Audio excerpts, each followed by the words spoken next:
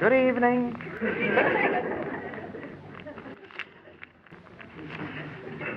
I think even they won't believe us soon. They think we framed them. Now, healing to us is important. And it's important for this reason.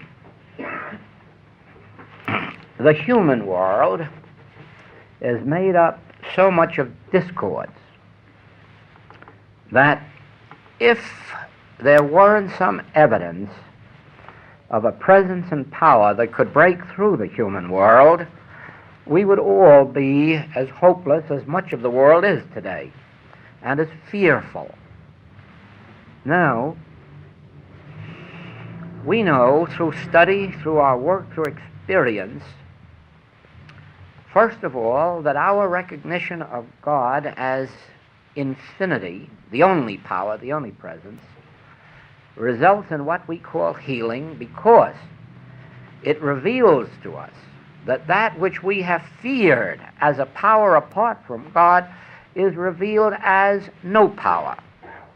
And of course, that which the world calls material law, like broken bones and nervous breakdowns and all the trouble that a foolish woman can get into, isn't really real or law or cause, and has nothing to support it in our realization of one power, one law, one cause. Now, there is a step further than that realization, and that is the step that had come to me this afternoon in my meditation for tonight's work. But it fits in so beautifully with that letter that I wanted you to have the letter as a background.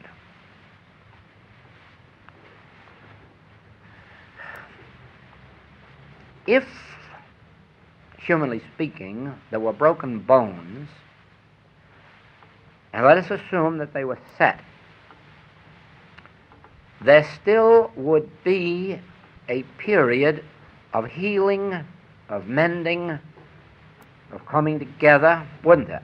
There'd have to be that period of being in a cast in order to grow new tissue and so forth and so on. But here you see an experience where that wasn't true. There wasn't a setting because the operation hadn't taken place, and there had been no interval for healing because the hip definitely shown was broken, and yet here the dog 2 nights later walks in on its own feet without a broken hip, without smashed bones. So, what happens here? You haven't seen a healing at all of broken bones. You haven't witnessed a healing at all of bones that were set or bones that were healed. You have witnessed the new creature, Christ. You witnessed the old dog, whether well or sick, set aside, and the new creature, Christ, revealed. Now, there is your secret and there is your difference in infinite way healing. You don't have a person who is sick and who takes a few days and gets well. You have a person who appears to be sick and a few hours later hasn't a sign or trace of it, and without a single sign of a material remedy to account for it. In other words, what you have done is you have pierced the veil of illusion. You have seen through mortal man to the reality which is Christ. And the illusory picture which we call mortal man disappears. And here's a question that says, would you explain about this soldiers who are blown up in war, the body blown to bits? How can they awaken in the next life in the same body? Why, for the simple reason that the body that you see with your physical eyes was an illusion, whether it was whole or whether it was blown up. And the moment you see with your spiritual eyes, you'll see the body that never was whole and never was broken, but which was always spiritual. Now, you see, this is a mystery. This is quite a different thing than a healing ministry in which sick people get well or sinners become pure. This is no such thing.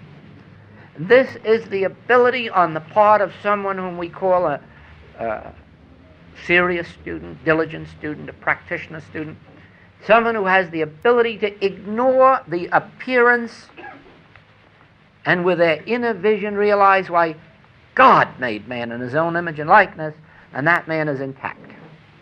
Never was born, never will die, never had a physical body, and never will.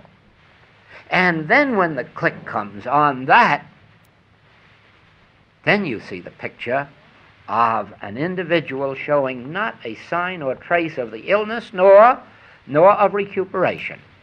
Do you follow that? To be sick and to recuperate is hardly spiritual healing. It may be physical healing and it may be mental healing, but not spiritual. When Jesus says to the crippled man, pick up your bed and walk, the man jumps. He doesn't have a convalescing period. He doesn't have bones set. When the master says to the insane man, come out of there, devil, the man is found to be in his right mind. He doesn't convalesce. He doesn't have a gradual healing. He drops his humanhood, and you now witness Christ, the real man, the real being, the spiritual being. And so you see that when you are reading this message of the infinite way, always have in mind that term, the new creature. Now let's begin with a little reading. Well, we'll start with, it isn't enough to have one Bible, you have to have two Bibles. Why not? And this is the 62nd chapter of Isaiah. For Zion's sake will I not hold my peace, and for Jerusalem's sake I will not rest, until the righteousness thereof go forth as brightness, and the salvation thereof as a lamp that burneth. And the Gentiles shall see thy righteousness, and all kings thy glory, and thou shalt be called by a new name, which the mouth of the Lord shall name. And that new name, remember, isn't just a healthy human being. That new name is Christ, Mighty Counselor, Prince of Peace. That is your new name when you have come to spiritual realization. The moment you begin to feel the click of God inside, you are not a bad human being who's become good. You're not an old human being who's become young. You are not a poor human being who's become rich, nor a sick human being who's become well. You are now,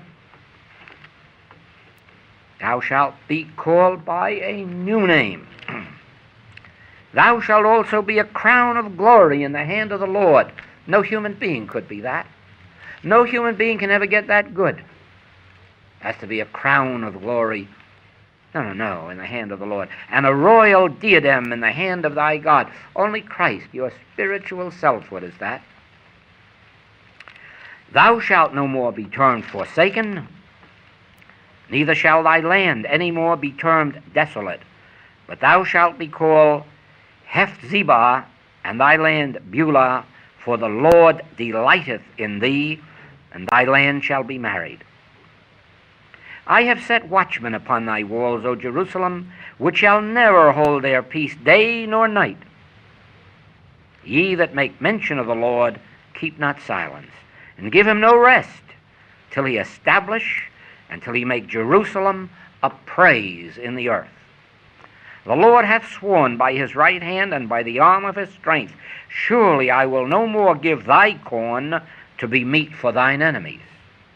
And the sons of the stranger shall not drink thy wine, for the which thou hast labored. But they that have gathered it shall eat it, and praise the Lord. And they that have brought it together shall drink it in the courts of my holiness. Go through the gates. Prepare ye the way of the people. Cast up the highway. gather out the stones, lift up a standard for the people. Behold, the Lord hath proclaimed unto the end of the world.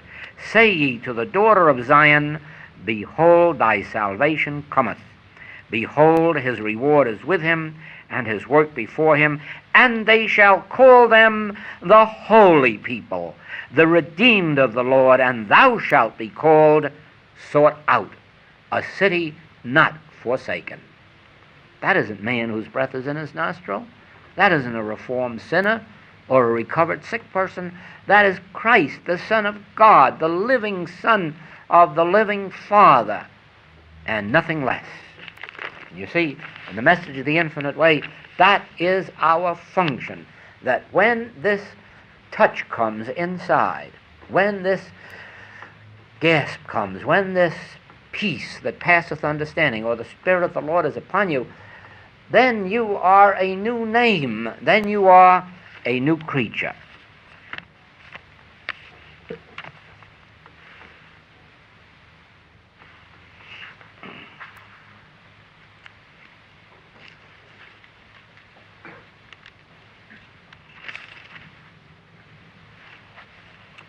There was a man of the Pharisees named Nicodemus, a ruler of the Jews. The same came to Jesus by night, and said unto him, Rabbi, we know that thou art a teacher come from God, for no man can do these miracles that thou doest, except God be with him. Jesus answered and said unto him, Verily, verily, I say unto thee, except a man be born again, he cannot see the kingdom of God. Do you see that? First of all, there are two important points there. Nicodemus recognizes this. No man can do these miracles that thou doest, except God be with him. Now remember, as human beings, we are human beings separate and apart from God, cut off from God, a branch that is cut off from the vine. It is only when we make our contact with the Father, it is only when we are renewed in that spirit, that then we can, and have the very feeling of God's presence, not an affirmation God is present, but an actual feeling of God, then we can say, Emmanuel, God with us. God is with us. Then when you have God with you, then you can do these miracles, because it isn't you doing them, it is God doing them through you. But remember, never try to do them except that you have the absolute conscious realization that God is with you. Have that click. Sit in meditation until you feel that presence. Remember, time means nothing. Whether it's 5 days, 5 years, or 20 years, it makes no difference. You're better off if it takes 50 years, if necessary, to get there rather than give up and stop and be satisfied with humanhood. Never give up, never give up, never stop until that, because behind us we have generations of separation from God. Behind us we have generations of spiritual ignorance. And how are we ever going to break through that wall of partition unless we are ready and able and willing to give ourselves to it day and night and day and night? And that's why I don't address these remarks to lecture audiences nor advertise for big crowds, because how can I say to a big crowd, you've got to devote your life to it? They come probably to have some Jesus or John or Paul devote their life to it, but they're not ready to devote their own life to it. But I'm saying to you, as serious students, this is for you to dedicate yourself until you can come to this position that Nicodemus recognized. No man can do these miracles that thou doest, except God be with him. And so don't try them. Don't try as a human being to think that you have power over sin, disease, or death. But remember this, that once you have that inner realization of God with us, Emmanuel, then you can do the miracles that Jesus did, because it isn't you, it is God with us that does it. Now,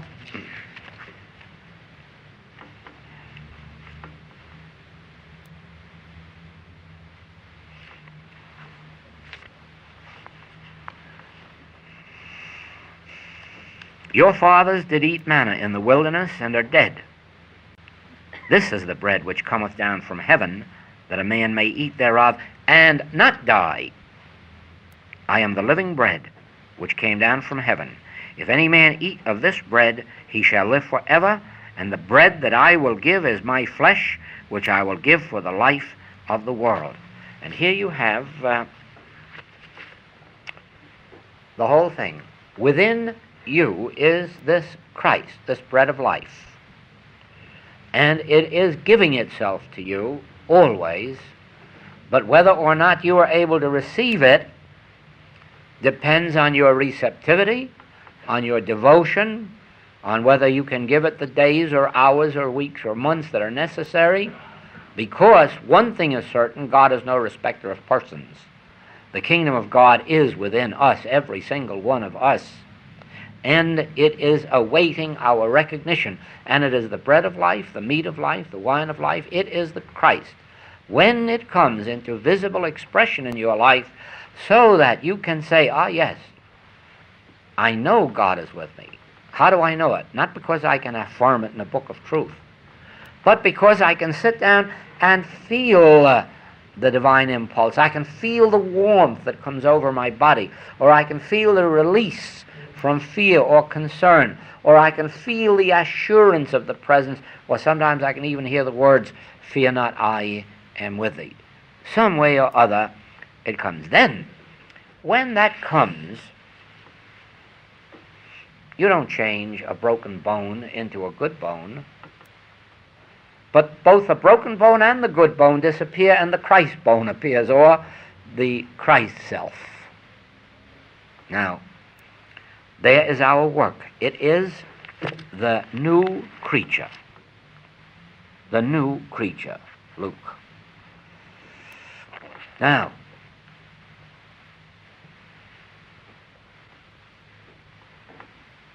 strive not to be a patched-up creature.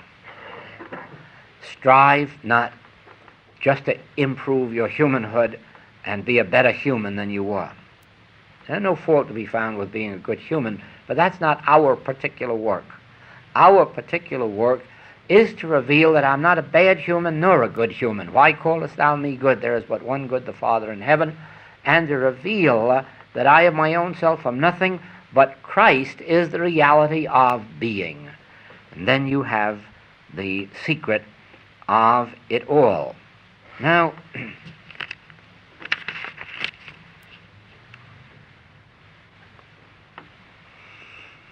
a question comes to thought. How is this accomplished? And I will tell you in one word. No, I'll stretch it out and make it two words. The first word is omnipresence. The second word is now. So that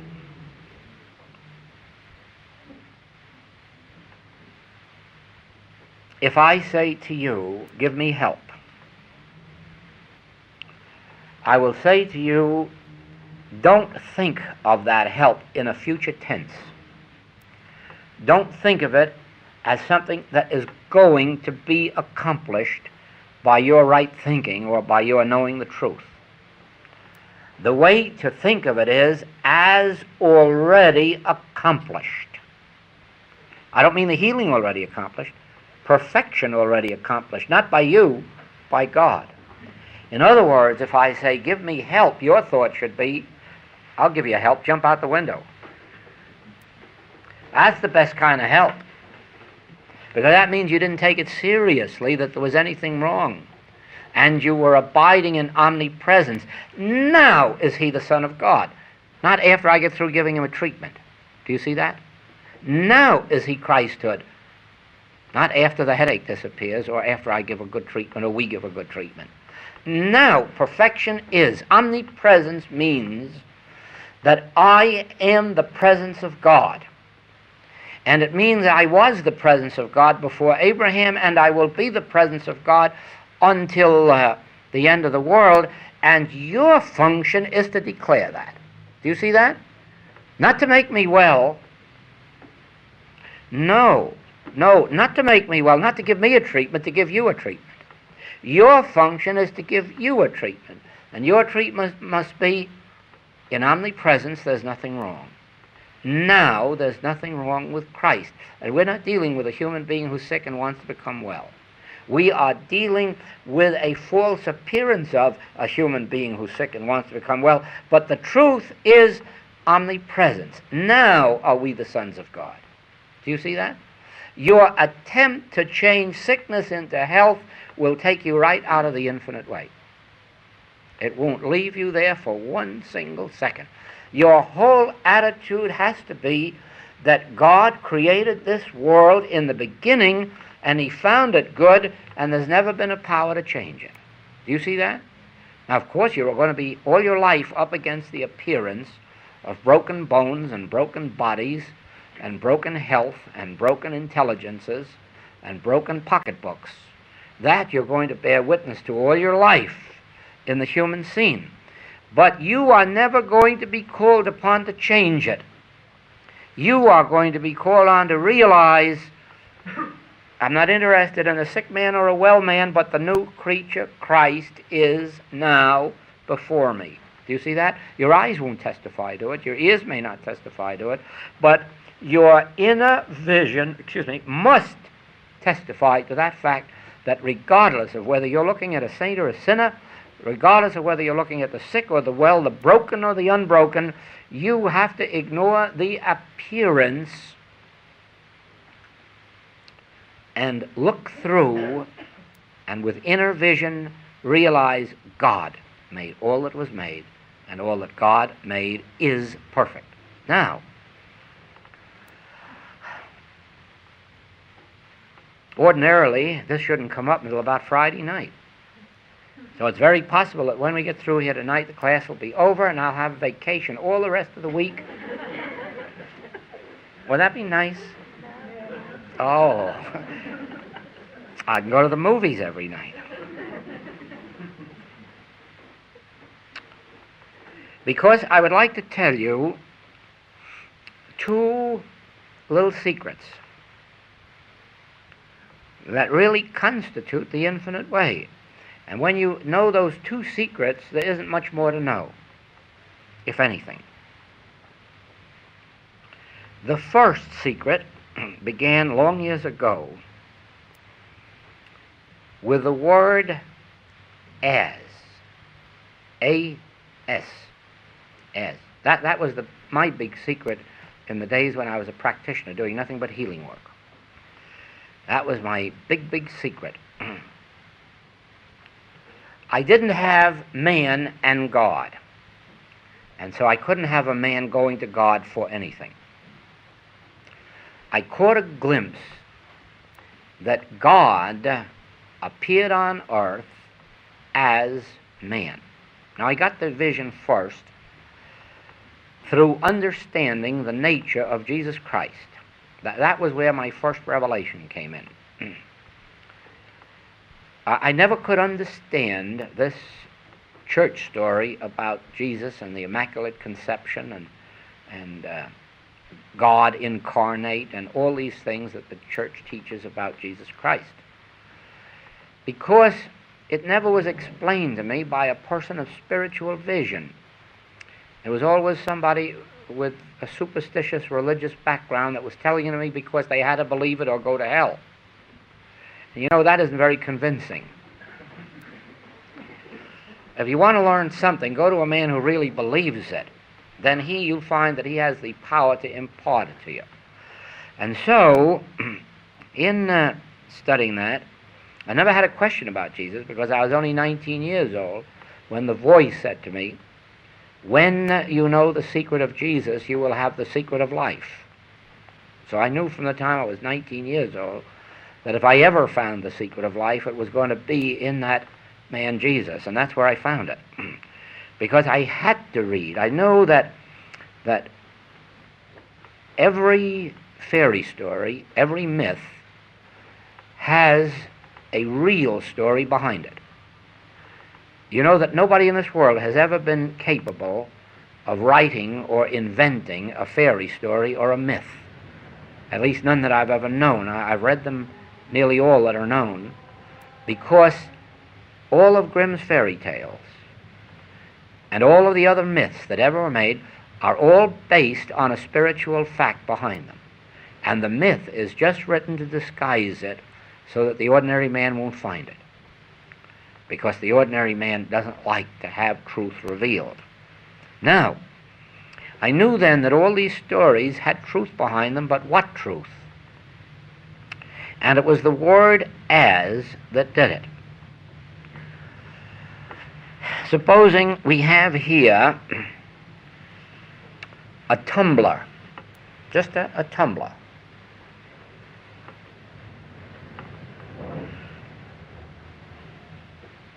But the tumbler is made of glass. Now, is there a glass and a tumbler? No. The glass is formed as tumbler, isn't it? How would you go about separating the glass from the tumbler? It's an impossibility. Can't be done. The glass and the tumbler is one because tumbler is shape or form and glass is substance. But they are absolutely one. And that's what I saw when Jesus said God the Father and God the Son, but God is greater than the Son. And there you have it. The glass and the tumbler is one, but glass is greater than tumbler because you could melt this down and make another shape out of it. The glass would be the same, but the tumbler would be different. It's the glass that's the greatest part of this, not the tumbler. Do you see that? You could even break this tumbler, but you'd still have glass. And then in 3 days you could raise it up again and have tumbler again. Why? Because the glass would be intact. Do you see that? Now supposing that God is the Father, that is the substance, and Jesus is the Son, or the form in which the substance appears. Wouldn't that be as God appearing as Jesus? Huh? Glass appearing as tumbler. God appearing as Jesus. Well, all you have to do is go one step more and realize that God is no respecter of persons. And then what do you find? God is appearing as Joel, too. And as Mary, and as Bill, and as Henry. Do you follow that? Now, all the tumblers may be broken, and all the Joels and the Jims and the Marys may be broken, but you can patch them up together again and have them all new. Why? Because God is the substance thereof. And so I saw God is manifest or expressed as the sun. You. Like the sun is manifest as a sunbeam. Inseparable and indivisible. All that the sun is, every sunbeam is. Therefore, all that God is, every Jesus or Joel or John or Mary must be. Do you see that? And so, as patients came to me, I didn't see them as human beings who were looking around for a God to patch them up. I saw them as God appearing as individual being, and that truth did the patching up. That truth revealed the divinity of their being where there had seemed to be a human being around. That was the beginning of this work, and that is the beginning of your work. That you have not got a God somewhere, outside, inside, or upside down. You haven't got a God and you. And therefore you don't have to search around for God. You don't have to seek for God or try to reach God. All you have to do is rest and acknowledge, I and the Father are one. Thou seest me, thou seest the Father that sent me. All that God is, I am. The place whereon my feet stand, that's holy ground. Because I and the Father are there, right there. If I rise up into heaven, thou art there. If I make my bed in hell, thou art there. Why? Because I'm there. Where I am, thou art. Where thou art, I am. It makes no difference whether it's heaven or hell. It makes no difference if it is the valley of the shadow of death. Where thou art, I am. Where thou art, I am. Where I am, thou art. Because you can't separate glass and tumbler. You can't separate God and his individual expression, which is you and me. Do you see that? Now, when you are engaged in healing work for yourself or another, tell me what healing work you can do after you've recognized that I and the Father are one and all God is I am. There's no future tense anymore, is there? There's no more hour from now or tomorrow. There is only now am I the Son of God. Now am I the image and likeness. Now am I about my Father's business. Now am I dwelling in the secret place of the Most High. I may outwardly appear to be sick. I may outwardly appear to be sinning. I may outwardly appear to be poor. But you are not dealing with what I appear to be. You are dealing with what in your heart and soul you're convinced I am. And what is that? God the Father and God the Son, therefore perfect. Do you see that? You ignore the appearance. You don't try to change it. You don't try to improve it. You close your eyes to it. And you realize there is not God and man. Here is God made manifest as man. Do you see that? Here is God expressed as individual being. God's life is your life. God's soul is your soul. God's mind is your mind. Even your body is the temple of the living God. Have you ever heard that? Even your body is the temple of the living God. Where is God? Outside of his temple? No. God is the very substance of his temple, as glass is the very substance of this temple that we call tumbler. You see that? How are you going to separate mahogany from a mahogany table? How strong is a mahogany table? It hasn't any strength. Its only strength is as strong as the mahogany. Oh, that's the only strength I have, God's strength. Isn't that wonderful? None of my own, because God is the substance of my individual being, of my life, soul, mind, being, spirit. God is the allness of my being and of yours, because God is no respecter of persons. Now there is the very first word that stops you from wondering if you're going to reach God and if God's going to do something about it. Nothing has to be done about it. All that has to be done is for you to get yourself quiet with that word as. God manifest as my being. How old am I? As old as God. Do you see that? Has to be so. Now, to make it easier, this word as had a little baby a few years later. And the baby's name is. Is.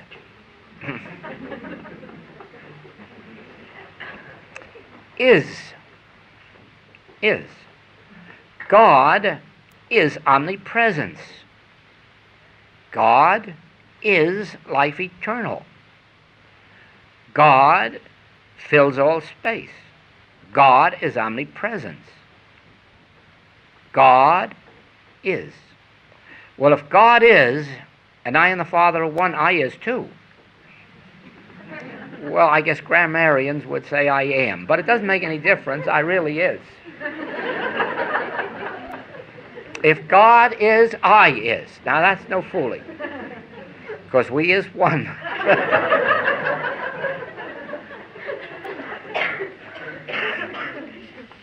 Well, you will admit it simplifies it. Is. The Lord is in his holy temple. The Lord is my shepherd. The Lord maketh me to lie down in green pastures. The Lord leadeth me. Is, now, not the future tense, now. The Lord is my shepherd. The Lord is in his holy temple now. Where thou art, I am now. That's where Moses got that I am from. I am that I am. What I am, I am. And that's where Jesus got it from later, just repeating the realization, I already am. Do you see that? Because God is, I am. Because God is, I am. Now, and there again, because of oneness. You see where Jesus gets oneness from? I and the Father are one. I and the Father are one. As a matter of fact, it's a wrong grammatical sentence. I know that. I and the Father are one. That would be two if you had R in there. It should be I and the Father is one. Shouldn't it? Certainly. I and the Father is one, not are one. I think the old scholars got a little shocked at the idea of God and I being one, and they stuck that R in there to sort of take the curse off the truth. But the truth is, I and the Father is one. Is. Once you realize is, you will never make the mistake of trying to heal somebody or change somebody or correct somebody. You will never make a mistake of trying to heal broken bones. All you will do is sit quietly until you are flooded with that light, as our little teacher told us.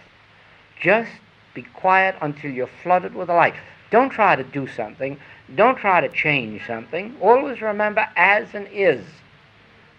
God is appearing as this individual, therefore all is spirit, all is perfection, all is harmony. And don't you let your mind reach out and try to do, otherwise you'll have mental hocus pocus, mental abracadabra, mental trying to take rabbits out of hats.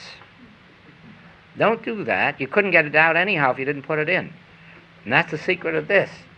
Is.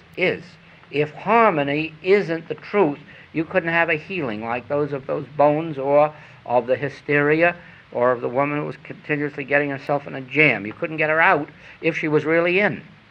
But the thing is this, that it's only in her dumb little mind that she's running back and forth trying to get in and out of trouble. But actually, she is always in her rightful place and about the Father's business because of as and because of is. One day one of those meditations will work and she'll wake up and realize it and stay realized. Now,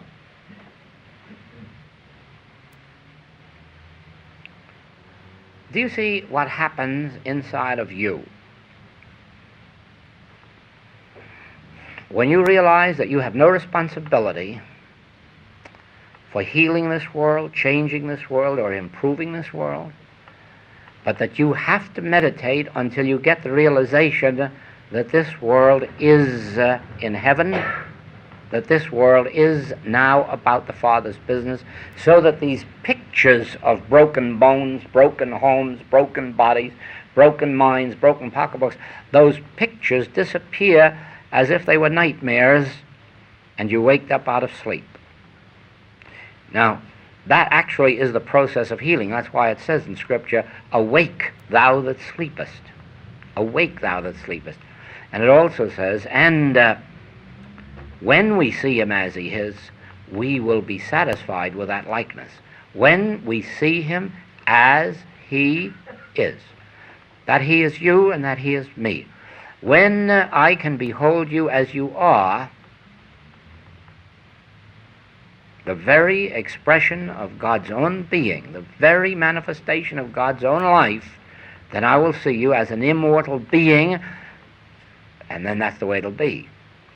And so it is with us. We have to watch ourselves that we are not trying to change somebody, heal somebody, improve somebody, but that we bring ourselves to a state of consciousness in which we can look through the picture and behold the new creature Christ. Not try to patch up the old one, but look through and behold the new creature Christ. There is a man of earth, that's the human being, separate and apart from God, the branch that's cut off and withereth. But then there is this new creature, Christ. The man who has his being in Christ is the Son of God. The Son of God is the manifestation of God. It is God itself appearing as individual form. And that individual form is you and me and he and she and it. And as we learn to abide in those two words, as, God appearing as, in spite of any appearance, or Harmony is. Now, that harmony is makes the success of your entire treatment or prayer or realization, because it stops you dead cold trying to change something, heal something, improve something which you can't do. You can't do it. You can't do it. Because if God made all that was made, I can assure you everything that God made must be good, and there couldn't be a power to do anything to the entireness. So therefore, God's goodness is intact. Again. God's goodness is intact. Now your treatment, or your prayer, or your communion, or your realization must consist of is. Do you follow that? That's our whole work. Even if at first you just do it intellectually and close your eyes to all appearance and just say is. God is, harmony is. God is, life is. God is, perfection is. God is, wholeness is. God is, health is. God is, wealth is. All is good because God is all. Is. God forbid that I should try to change anything in heaven or on earth. Heaven hold me back from attempting to meddle with God's universe. My function is to know is. God is in his heaven, all is well with the world. God is in his holy temple now. They have only the arm of flesh. We have the Lord God Almighty. We have the truth of God's allness, God's oneness, God's infinite individual being. God is with us now. God is in the midst of us. God is. Harmony is. Omnipresence is. There is no future tense in truth. Truth is a state of isness. I amness. And when you make that your treatment or prayer or meditation and hold yourself in is, it won't take you very long to come to the realization. These people who are taking years and years and years and finding no progress, I can assure you that if you could just hold a little test, a little examination, you'd find that they're busy patching up a world somewhere, healing somebody or reforming somebody or the world, instead of abiding in is. The Lord is my shepherd, I shall not want. The Lord is my shepherd, I shall not want. He leadeth me beside the still waters. He maketh me to lie down in green pastures. Even if I walk through the valley of the shadow of death, he is with me. Do you see that? And there is your secret. Is.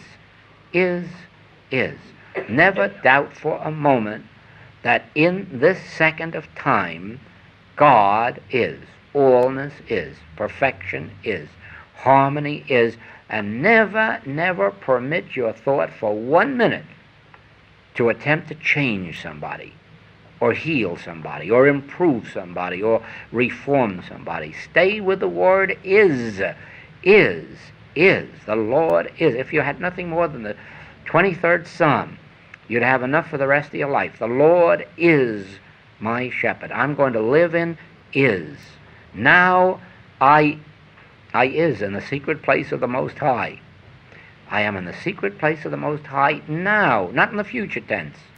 I am in the secret place. I am about my Father's business now. Live in this minute as if tomorrow were never going to come. And when you're treating somebody, treat them as if this was the only minute on earth and don't have any concern for the future. Then when you are fully and completely satisfied that you are abiding in is and that you're not out there trying to change something, then have your meditation until that peace of God descends upon you, until you can say, God is with me. Then you watch the miracles appear. Do you follow that? But you never will have God with you in the future tense, I can tell you that. You never will find God with you in the future. You can only find God with you where you are, when you are, why you are, now. And it doesn't make any difference. Peter and John, wasn't it, that had the experience in prison? and found God there, and he opened the doors, and then when they came the next day, the guards were on duty and the doors were locked. Only Peter and John weren't there. Do you see? They went right through the chains and right through the gates. Why? Because of because they never were there. They always were about the Father's business in the right place. And that realization of does the work. If they had sought to be saved, they would still be there. But they were able to sing. Why could they sing? They had discovered my secret of is.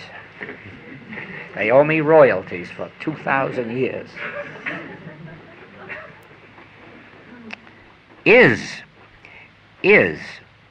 You are not a good creature, and you're not an evil creature. You are the Christ of God. You are the image and likeness of God. You are God itself, individually appearing on earth. God is incarnate in you. God is the life of you, the soul of you, the mind of you, the spirit of you, the being of you. God is the infinite nature of your being. God is. And you must remember that after a while you get to where you sum this all up in two little words. God is. Because because of oneness, when you say God is, you're saying I am. Because there isn't God and me. There is only God appearing as me. So while at first we say God is, therefore I am, later we just cut out that last part of it and we say God is. It's a lazy man's way of giving a treatment, but very effective. Very effective. You don't have to labor. You don't have to earn your living by the sweat of your brow if you're a practitioner. You just learn two words. God is. But abide in them. Oh, you have to abide in them regardless of what the telephone says, regardless of what radio says, regardless of what the newspaper headline says. You have to abide in the Word and let the Word abide in you, and the Word is. That's the word we abide in. Is. I am about my Father's business. God is. Life is. Life is eternal. Maimonides, this Hebrew mystic of the 11th century, said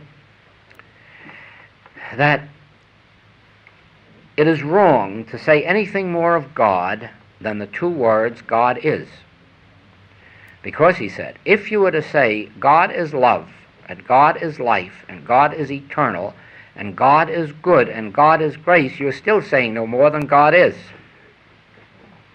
And it's true, because the word God itself means all those things: infinity, grace, peace, joy, power, beauty, harmony.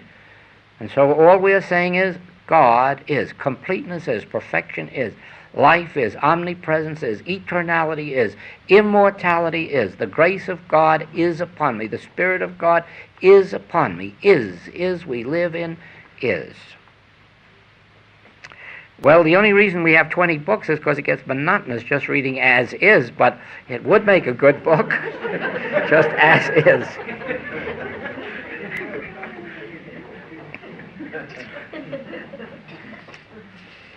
Yeah, it's a strange thing. It's a strange, strange thing what happens to you when you see the utter nonsense of sitting around and praying to God for something that already is. Praying to God for something that's awaiting our recognition. Sitting around trying to get worthy of it, trying to get deserving of it. As humans, we never can. It's only in our Christhood that we're worthy of being the sons of God.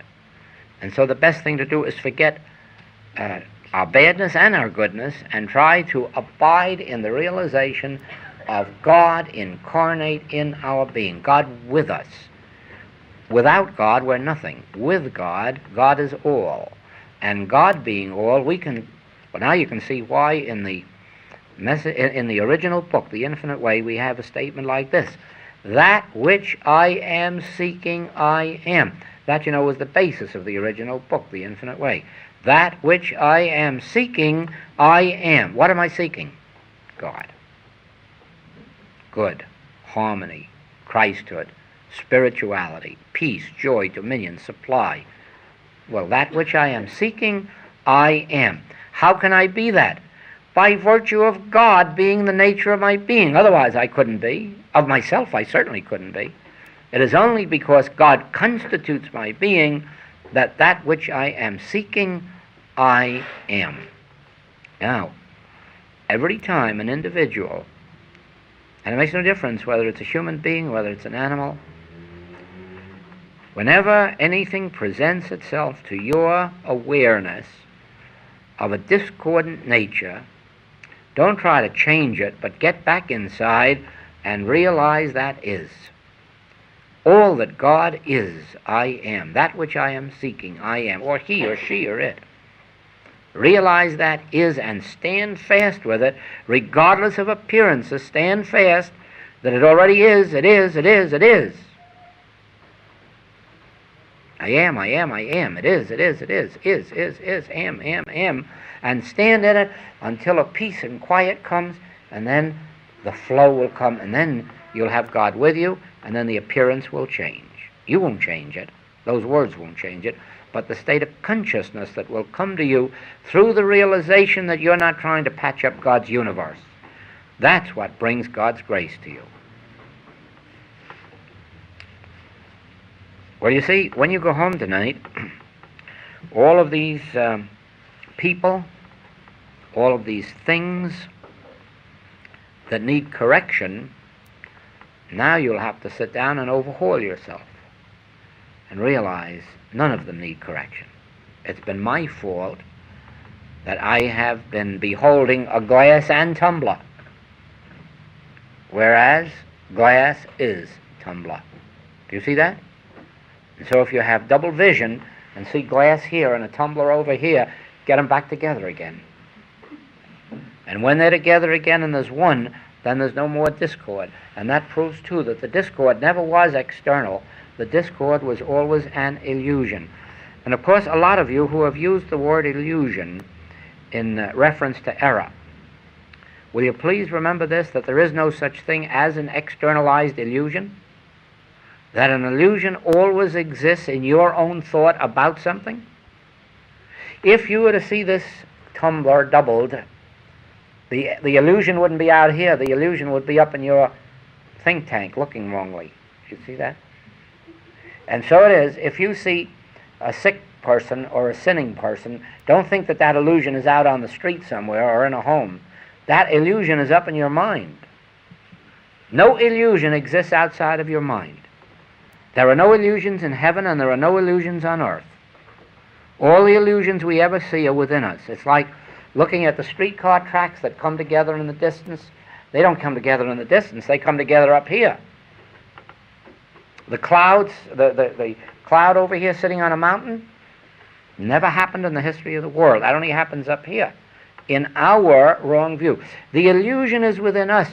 And you know there are always people running around saying, I have an illusion, will you help me get rid of it? You can't help anybody get rid of an illusion. The fact that they know it's an illusion is the healing. It is as long as you think there are two glasses here that you need healing. But the minute you say it's an illusion, you're healed. Because now you know that it's unreal. Do you follow that? And so the very moment that someone calls for help and you can say it's an illusion, that's the end of it as far as you're concerned. The treatment's done. Because if it's an illusion, it has no externalized existence. Is that clear? An illusion cannot have an externalized existence. Nobody ever even claimed that it could except metaphysicians. I don't know how they invented such nonsense. To know that a condition is illusion is the healing treatment. Do you not see that? Because when you say it's illusion, you're saying it's not real, has no law to support it, has no substance, has no cause. That's what you're saying when you say it's an illusion. So if you can say it's an illusion, go to bed and go to sleep.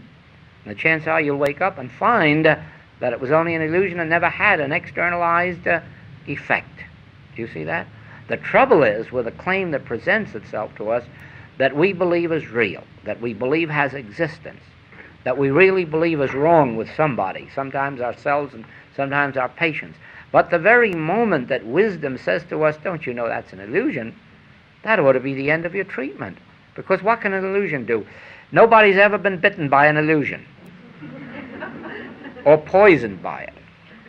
Do you see that?